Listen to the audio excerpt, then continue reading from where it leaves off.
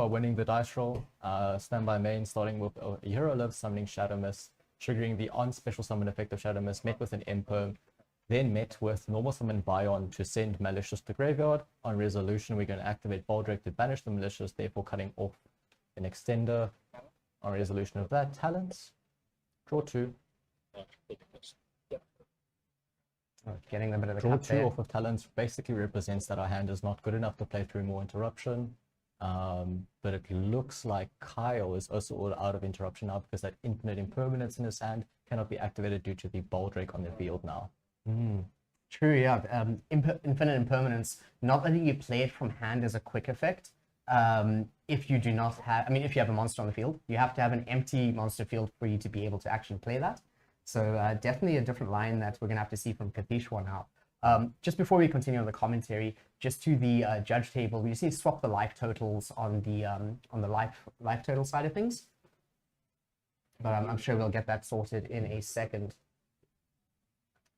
But yeah, Josh, the thing I think to talk about here is us knowing that this is Tenpai going up against Heroes. What do you think Tenpai needs to do to stay in this match?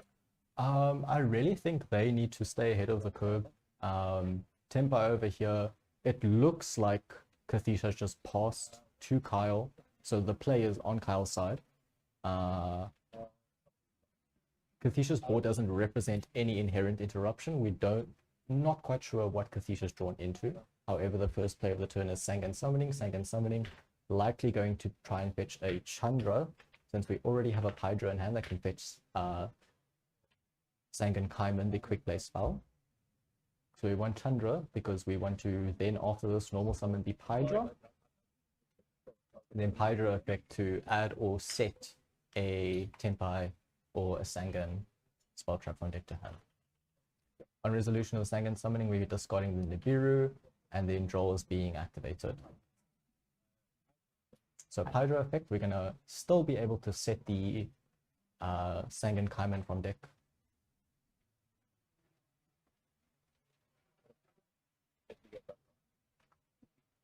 Something I'm finding interesting there is seeing the nibs in the main board here for Tenpai. I'm not too sure if that's something that we see a lot locally in Tenpai lists. So coming with that from Carl, the way I understand it is Hero is, of course, something that does get hit by nib. It's almost a joke in the community to a certain point, but good navigation here from Cathedral, of course, to avoid some of that, even though he didn't have the best time kind of opening up this game. We have special summon Chandra and synchro summoned in the main phase into Bident, and Bident is going to reborn the Chandra.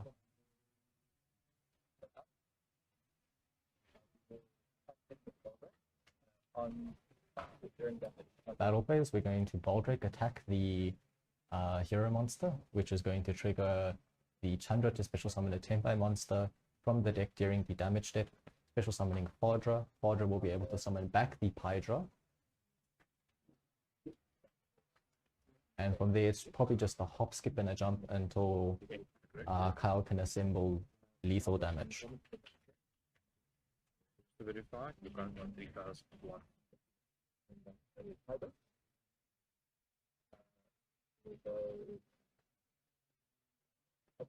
What Kyle should really be trying to do here is instead of immediately going for Trident Dragon, he should be activating the Chandra to synchro summon into the Transcend Dragon like he is right now. Yeah, looks like he's just trying to push damage here as much as possible. Yes. This is pretty much lethal. He could have done a slightly better line, but this also works. Just keep it safe, keep it simple, you know. That is game number 1. Kyle takes 0, takes it 1-0. We will be going into siding now. Yeah, and with the siding and the deck list that we are actually just going to confirm that we can get the accurate ones up now. But I know when we were looking at it previously for Kyle, he has a very hand trap heavy transformational sideboard in that regard. Do you think that's a good thing to go and lean into more for the Heroes matchup? Or do we feel that maybe he should actually put in some more specific silver bullets, so to speak, from his sideboard, see what he can deal with Heroes? Only real silver bullets that could maybe be impactful in Kyle's sideboard is Cosmic Cyclone, which I don't think is going to come in for this matchup. I think what Kyle should realistically try to do here is just side in all the impactful hand traps that he can. And then Kathish over here probably wants to side deck either DD Crow to hit the Biden Dragon target out of the graveyard, or Anti-Spell or D-Barrier. All of those are super impactful into Tenpai. I think definitely talking about that D-Barrier, stopping the synchro plays would be a really, really good angle to take, especially going first now. Well, optionally going first. I imagine Heroes is definitely going to go first. I can't imagine wanting to go second. But then again, Tenpai also wants to go second. So there's a bit of a give and take in that matchup. There is, but theory has evolved from this point. So usually what you want to do is now you want to make your Tenpai player always go second, because they're going to try and sideboard for going first. Okay. So you're basically mismatching your opponent's side so that you have an advantage game too. Make you guys aware. I think that one's really interesting with the way that they the way that we've seen it, the way that we've changed the way we play against decks in that regard. It's that bit of Yomi, which is a term from like fighting games. It's a bit of mind games, and those mind games, you could say it's variance, but I think it's a skill that you have to learn. Absolutely, and I think also in a community like ours where a lot of players do know each other and know their decks that they want to play, like you've said, Cathedral are very well known for his hero play as well.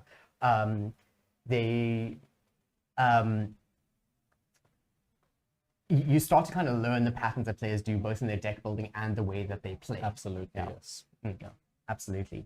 I think going back to the D-Barrier discussion, we did see that Kyle's extra deck is actually leaning to the Z Atlantis OTK as well, so it might be less effective. It certainly is. The problem with the Z Atlantis line, a lot of people have been cutting it, but it is still useful. Obviously, if you get D-Barrier, you can go Heater, Princess Reborn into Raging Phoenix into Z Atlantis, and that's just OTK. But that line is super susceptible to interruption. So a lot of people, what they've been doing is just cutting that line entirely and opting for more utility in the extra deck. But, you know, each their own. Yeah, absolutely. I think I do like the fact, and this is as Yu-Gi-Oh! As a game in total, is how you can have very similar engines in decks and overall the deck theme that you're going with. But then having the extra deck as something that you can access at any point in the game, and having it where your deck building choices affect you so much in the way that your main deck is played, makes it really interesting. And I'm kind of saying this for viewers that are maybe potentially a bit new to Yu-Gi-Oh! And want to get into it here, but it does make deck building a very, very much a skill as much as playing the game itself is. Which can be very enjoyable. But here we go, game 2 now, 1 up for Cathishwa over on... Ooh, I'm very, very unfortunate side from Kathish. Oh yeah, that's not ideal. Sorry, 1 up on Kyle's side with Tenpai, my mistake there. But yeah, that is not what you want to see going first. But did we see what either of those face downs were before you placed them? I think one of them might be an Imperm, I'm not sure about the other one. Well, that is interesting. I do feel... Looking at Kyle's hand here, it is very, very full of starters and potential board breakers as well. The Call by the Grave could be very nasty. The Pankatops is very, very good as well. We're looking at a main phase Sangan summoning, so we're trying to add Pydra to hand, and then we're just going to normal summon the Pydra to fetch Sangan summoning. Well, this is going to be a rough one for Katishwa to break through, especially with this being game 1 and really wanting to set your pace in the tournament. To kind of come in with that first win for your record. I do think, however, that when you're staring this down, you need to really think of what your outs are in the situation. In this case, for Kyle, already starting with the Pankatops, just correct me if I'm wrong, is Pank only face up? No, it's any card actually. It can contribute itself to destroy any card in the opponent's field. Okay, awesome. So that means that those face downs, they don't even have any way to really get out of this unless he has something good that he can activate. So the Pank right now is threatening both of the face downs, especially that last face down now, because our follow-up is a Chandra special summon. So realistically, what should happen here is Pankatop should tribute itself to pop the face down, but it looks like we just want to put battle damage pressure with the Pankatops. Yeah, I find this interesting from Carl. I mean, he's put the Pankatops to threaten. Do you think it might be in case that could be a continuous spell trap? I'm not too sure what it would actually be stopping here for him to not. I'm not entirely sure, because it's very weird, because hero players are very infamous for playing Droplet and Super Poly. So you would naturally want to get rid of those cards before you try and put battle phase pressure on. But it looks like we're just gonna go for Bident into Transcend. These are just making sure of some text here before it comes through. No. Oh, and just of course, there's something that we can hear and you guys can't. Just requesting some clarification on how the targeting happens or whether it doesn't at all. And I think with this, definitely changes the way that Kishwa wants to treat this face down based on that wording. So it could potentially be a bit of a blowout card here. I mean, those are both fire dragons on the field. So if it is a super poly, we could see a Madragon or a Garura in this case come down. If it is a super poly, it would be a huge tempo swing, but it doesn't look like it because he's allowed the Chandra to trigger in the damage step. So Chandra is going to try and summon out at least a Fardra in the damage step. Ooh, just some clarifications here. I do feel maybe Kishwa not super prepared for the Tenpai matchup, which is something that's a bit worrisome to see early in the tournament because high chance that he'll see more of these. Yeah. It is a very accessible deck to play that has a lot of legs, especially in the current format. Yes.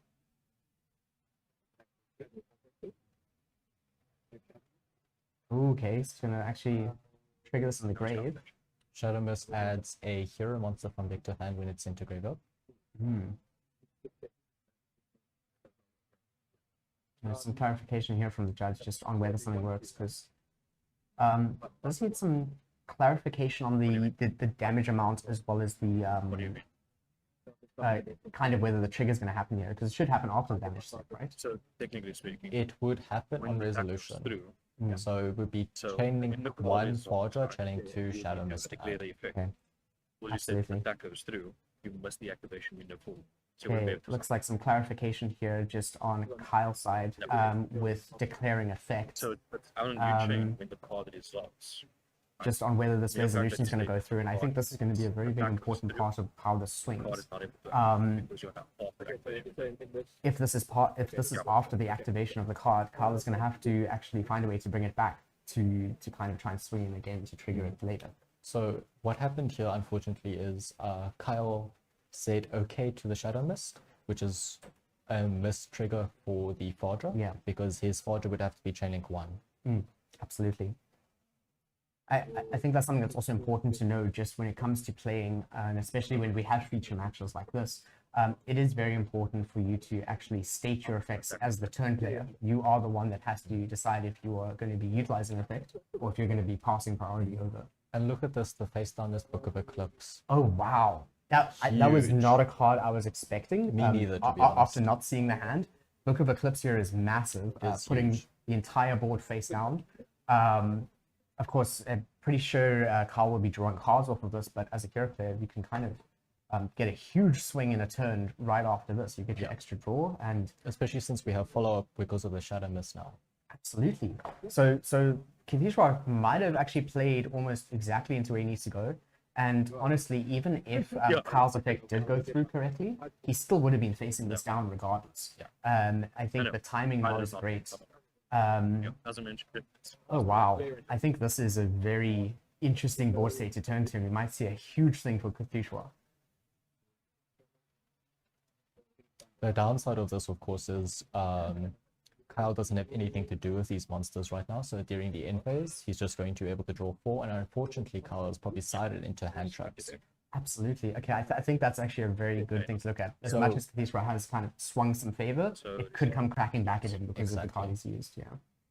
And also notably, he has to clear all of these monsters on Kyle's field in the main phase. Because if you go battle phase with this, you will just lose the game because the Fardra can synchro summon into a Transcend Dragon, which turns off effects and makes all your monsters attack.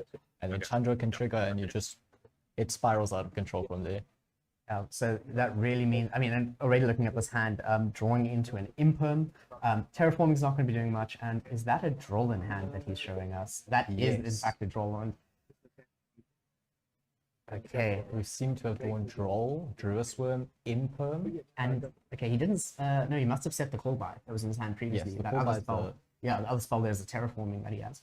So I mean, he has 3 points of interruption now, away from what's in his board for battle phase. I think the draw coming down on resolution here going to be rough for Kathishwa, but probably has some lines to play through us as well. We have wouldn't doubt it. Forest discarding draw guy, and then Ferros on effect to place increase as a continuous trap on the deck. Increase as a continuous trap contribute any monster they control to special summon itself, and then when it's special summoned, it can summon a hero monster from the deck. Usually what you want to summon here is either Stratos or Vion, and then Vion can send Malicious to graveyard. And here is Kyle not realizing that because increase is a continuous trap, it can be chaining 2. Okay, interesting. Okay, so then it comes into the field. We have not seen the droll come down yet. What reason do you think you wouldn't play the droll in this situation? You think maybe Kyle was hoping for a cold bite to come down, or? Well, there hasn't been any cards added to hand. Oh, true. Sorry, it's continuous trap. That's my mistake there. Yes, Ferros places the increase as a continuous trap from the deck face up. So there's been no chance to activate this draw. Yeah, this is interesting now. Kathishwa wanting to extend a bit, and already, I mean, that Imperm's also doing nothing in his hand, seeing as there's added to his hand in end phase. If the board gets cleared, yes, he has something to work with. This Vion is probably going to be looking to send Mali from deck to graveyard, but unfortunately Kyle meets that with a Druid Worm in hand. Oh, a Shadow Mist, even better actually. The Shadow Mist can fetch Stratos here. Then Stratos normal summon.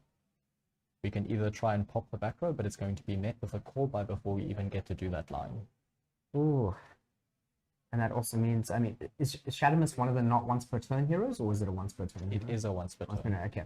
So we still have some work. I mean, I think if Mali does, if there is a way to get Mali into the grave here, there could be a lot of extension. I think that call by should have been for a Mali. And Mali banished for cost, or is it effect? It is cost. So that means that he won't even be able to use the Druid Worm to stop this either. Vion banishing the Ferros from graveyard to search a polymerization. On resolution, we have a draw on Lockbird. Kathish just confirming here whether the Tenpai's trigger when he declares an attack on them, and the answer is yes. When a monster battles during the damage step. You know, it looks like this confirmation is actually adding a lot of complexity to the matchup here. I think coming into this, one of my kind of questions or investigations into this matchup is specifically the way that you'd be dealing with this with Tenpai going second, and then being able to kind of really fight through and get a lot in. But now we're seeing a case of, even though Carl has gone second, the turn actually being passed back to Kathishwa, his effects that are on the field are still very relevant. Yes. It's not something that is just on their turn going second. There is actually quite a bit of follow-up that you have to be very careful of as well. Cross Crusader targeting the Vion in graveyard to summon back, or the draw guy, sorry, the Destiny hero, and then chaining Druid Swim to banish the draw guy, which is huge because now the Cross Crusader doesn't have anything to tribute either. And I mean, I can't, unfortunately, Kathishwa is not really showing us his hand too much, but I think this might be a bit of a struggle as a way to extend through this, especially that I almost have no shadow of a doubt that if this does crack back to Carl, and Carl has these monsters on the field as is, that he's pretty much presenting lethal already. Yes, absolutely. We know 2 cards in Kathish's hand. We know one is Polymerization, the other is Elemental Hero Neos. We don't know the third because we can't quite see it. I think when you kind of look at it that way, Neos and Polymerization on their own aren't really going to be doing much. Having both of his monsters hit the grave and pulling the link out, Polymerization is only from field and hand. So there's a lot of limitations here for what can be done. Although then again, Carl's actually out of gas right now. I mean, he has the effects on field, but his hand is pretty much a blank. He is, but as soon as battle phase, you effectively cannot go into battle phase this turn. If you go into battle phase, you will lose. So you have to extend in the main phase, be able to clear at least the Fadra and the Chandra, and then you'll be able to go to battle phase. There's also that Druid Swim, which is another worry. When it leaves the field, it's going to be able to send a special summon monster Kathish controls to the graveyard. But it looks like we're just going poly, fusing the Cross Crusader and the Elemental Hero Neos into Miracle. and passing a turn. Why this is relevant is when an attack is declared involving Sunrise, Kathish gets to destroy one card Kyle controls. Interesting, interesting. And notably, the Tenpai is only triggered during the damage step, not on attack declaration. So this will actually happen before the effects of the Tenpai. Exactly. So, okay, so, I mean, Miracle here is exceptionally powerful. But unfortunately, it is being met with Transcend Dragon, meaning that it won't ever be able to activate in the battle phase.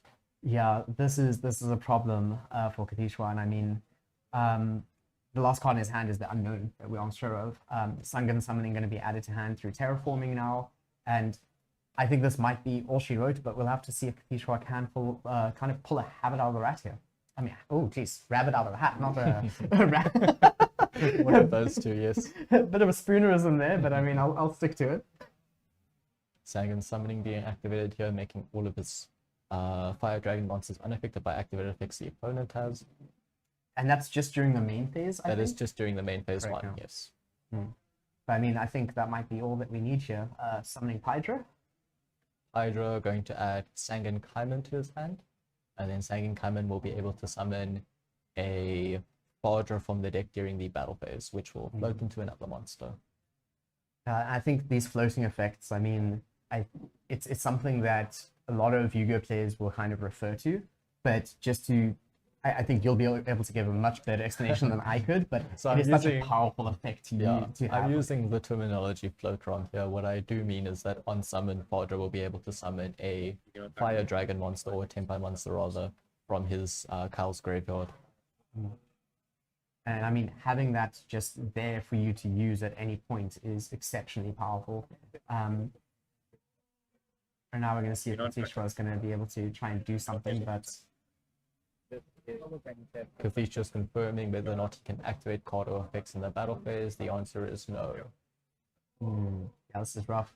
I mean, right now with the two smaller Tenpai monsters here, he has two Synchro Summons ready for him as well, depending on how he decides to utilize this and bring cards back, as we do have Absolutely. that graveyard effect that you mentioned earlier. Chandra and Jerusalem already represents a Trident Dragon, which is way over lethal because the Trident Dragon can destroy the Sangan Summoning, and then the Sangan Summoning will double the attack of Trident Dragon. Absolutely. But we still don't know what that last card is.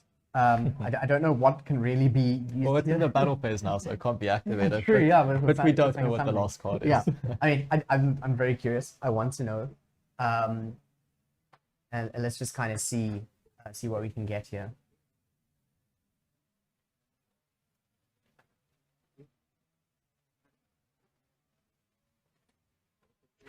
Being alerted that we have some judge audio coming through the stream. We'll sort that out for the next feature match. Just something we need to look into on the tech. But for that, we'll even just turn it down. I mean, hearing the players can be quite helpful sometimes. There you have the And first that bump. is game. That is game. Kyle for our first feature match takes it with Tenpai over Heroes. The fan favorite getting taken down by the new kid on the block. And I mean, Kyle being able to go forward here is actually a pretty big move for him. He is, I would say, a much newer player to Yu-Gi-Oh compared to Katishwa. Yes, absolutely. And coming in and getting his first feature match win. I think that's a really nice thing to see. Look, And Kathishwa played this match very, very well, up to the best of his ability.